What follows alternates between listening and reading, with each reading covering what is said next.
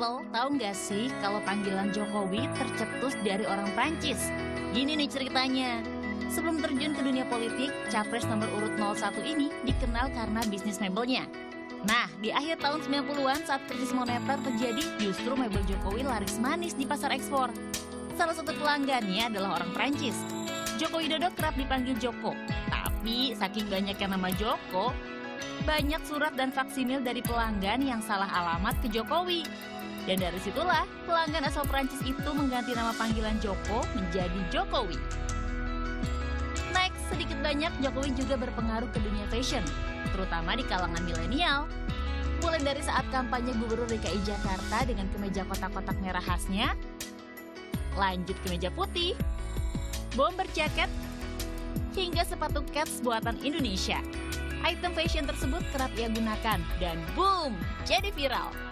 Satu lagi nih, Jokowi digadang-gadang dekat dengan milenial karena punya banyak platform sosial media. Mulai dari Twitter, Instagram, hingga punya YouTube channel sendiri.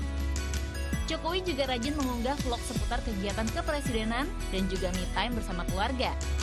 Gak sulit juga nih buat para pembuat konten digital untuk berkolaborasi dengan Joko Widodo. Dari Capres 01, kita beralih mengulik cawapresnya nih, Kiai Haji Ma'ruf Amin. Faktanya nih, Ma'ruf Amin merupakan cicit dari ulama besar Banten yang hingga akhir hayat kakek buyutnya mengabdikan diri sebagai imam besar Masjidil Haram Mekah. Ia juga sebagai ulama yang banyak menghasilkan kitab hingga mendapat julukan Syahid Ulama Hijaz. Beliau adalah Syekh Imam Nawawi atau masyarakat Banten akrab menyebutnya Ki Nawawi dari Tanah Banten. Selanjutnya, kiprah Ma'ruf Amin sudah malang melintang memegang jabatan di pemerintahan.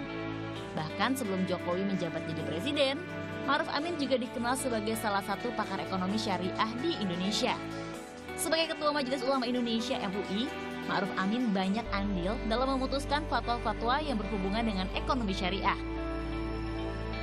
Dilansir dari situs resmi Dewan Syariah MUI, Ma'ruf Amin sudah mengeluarkan 25 fatwa tentang ekonomi syariah sejak tahun 2015. Kedekatan Ma'ruf Amin dan Joko Widodo ternyata tidaklah instan. Pasalnya, Ma'ruf Amin ternyata menjadi salah satu saksi dalam pernikahan Putri Joko Widodo Kahiyang Ayu pada 7 November 2017 silam.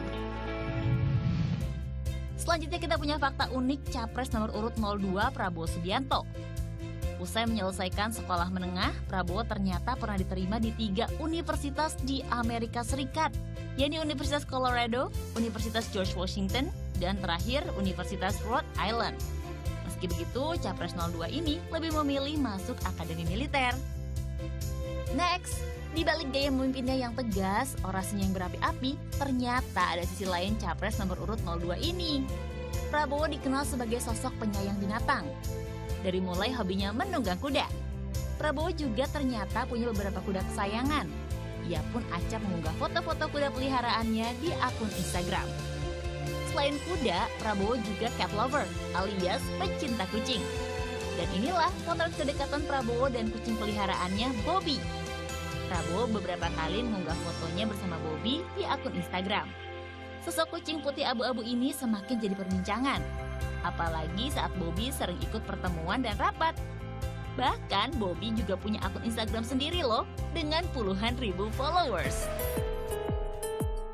Berikutnya kita punya Sandiaga Uno. Biasanya sih di mana ada Sandi, ada gerombolan emak-emak yang sibuk ngajak selfie. Selain itu, kalau cawapres nomor urut 02 ini sih identik dengan gaya hidup sehat. Yes, Sandiaga Uno selalu menyelipkan waktu berolahraga di setiap ada agenda. Dunia olahraga bukan hal baru baginya. Sandi sudah menggeluti 3 olahraga sejak masih di bangku sekolah. Salah satunya lari.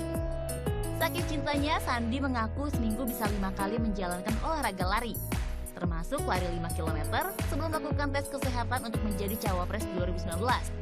Tercatat, Sandi juga pernah beberapa kali mengikuti ajang lari seperti Half Marathon pada Oktober 2017 dan Bali Marathon pada September 2018 lalu. Selain lari, Sandi juga gemar bermain basket. Ia mengaku menggeluti basket sejak duduk di sekolah dasar. Tak tanggung-tanggung, Sandi pernah menjadi manajer timnas bola basket putri Indonesia pada ajang SEA Games 2005 di Filipina. Renang termasuk olahraga favorit mantan Wagub DKI Jakarta itu. Ia tercatat pernah menjadi Ketua Umum Pengurus Besar Persatuan Renang Seluruh Indonesia periode 2013 hingga 2017. Selain sporty, potret yang melekat pada Sandiaga Uno adalah seorang pengusaha sukses. Mulai dari merintis perusahaan miliknya hingga memiliki saham sebuah maskapai penerbangan. Bahkan di tahun 2009, majalah Forbes pernah mencatat Sandi sebagai orang paling muda terkaya di Indonesia. Tapi siapa sangka, semua itu tak serta-merta semudah membalikan telapak tangan.